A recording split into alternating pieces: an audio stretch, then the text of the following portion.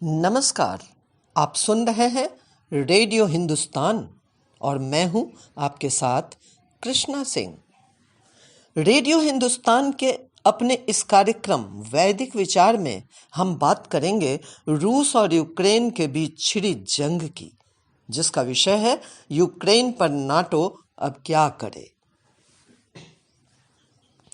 भारत सरकार के उड्डयन मंत्री ज्योतिरादित्य सिंधिया और उनके साथ 3 मंत्री जिस तरह हजारों छात्रों को यूक्रेन से सुरक्षित वापस ला रहे हैं, वह अत्यंत सराहनीय है।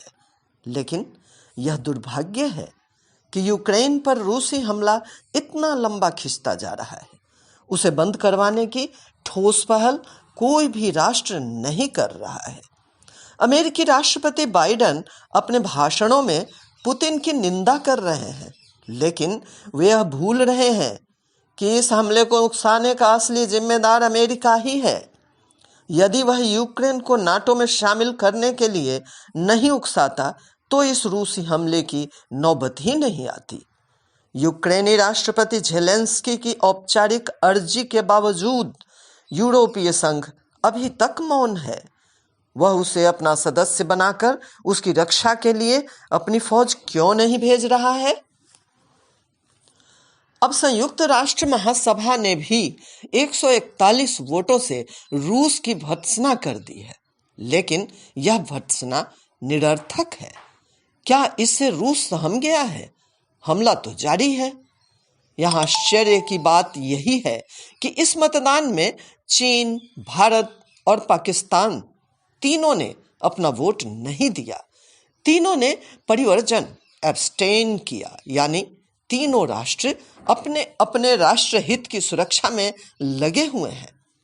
तीनों रूस या अमेरिका में से किसी का भी गुस्सा मोल नहीं लेना चाहते। जैसा कि मैंने हफ्ते भर पहले लिखा था कि रूस शायद तब तक चैन से नहीं बैठेगा जब तक वह यूक्रेन में अपनी कठपुतली सरकार कायम नहीं करवा देगा। बेलारूस में यूक्रेन और रूस का पहला संवाद अधूरा रह गया।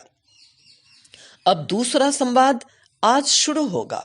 ऐसी स्थिति में रूस यह मांग भी रख रहा है कि यूक्रेन में फला अस्त्र नाटो तैनात ना करे। यह तो सबको पता है कि यूक्रेन में चेरनोबिल का प्रसिद्ध परमाणु केंद्र था, लेकिन रूस ने यूक्रेन को परमाणु मुक्त करवा लिया था।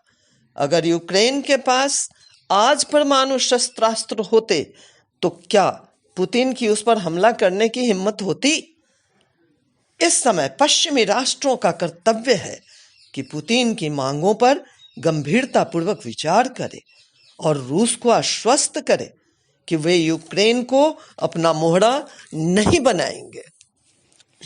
यदि वे ऐसा करें तो यह विनाशकारी युद्ध तत्काल बंद हो सकता है। भारत अपने छात्रों को निकाल लाने का उद्यम जिस लगन के साथ कर रहा है, वही लगन वह इस हमले को रुकवाने में दिखाए तो उसके परिणाम चमत्कारी हो सकते हैं।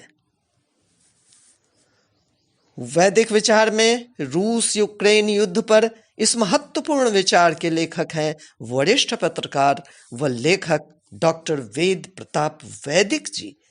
फिर मिलते हूं आपसे, तब तक करते रहिए काम, सुनते रहिए रेडियो हिंदुस्तान। नमस्कार।